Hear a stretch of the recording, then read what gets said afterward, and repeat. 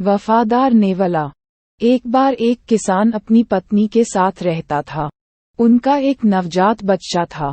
एक दिन किसान खेत से घर लौटते समय एक घायल नेवला मिला। उसने यह बात अपनी पत्नी को बताई। वह नेवले को स्वस्थ बनाए रखने के लिए उसकी देखभाल करेगा और उसे पालतू जानवर के रूप में रखेगा। पत्नी को यह विचार पसंद नहीं आया, लेकिन अनिच्छा से सहमत हुए। नेवला जल्द ही ठीक हो गया और घर में इधर उधर खेलने लगा। पत्नी ने इसे अपने नवजात बेटे से दूर रखा।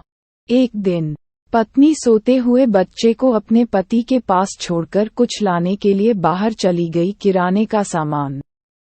उसने उससे कहा कि वह नेवले को उससे दूर रखे। इस बीच किसान खेत से एक जरूरी बुलावा आया और उसने बेटे को नेवले के पास छोड़ दिया।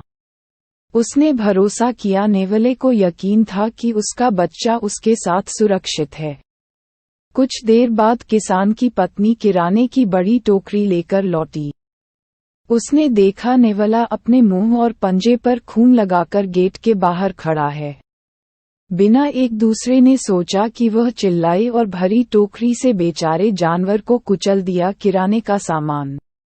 वह रोते बिलखते हुए अंदर भागी, लेकिन अपने बेटे को सोता देख हैरान रह गई, एक मरे हुए सांप के पास शांति से।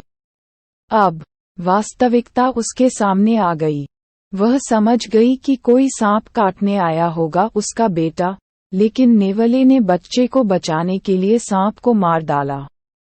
खून का धब्बा उसी का था, सांप का।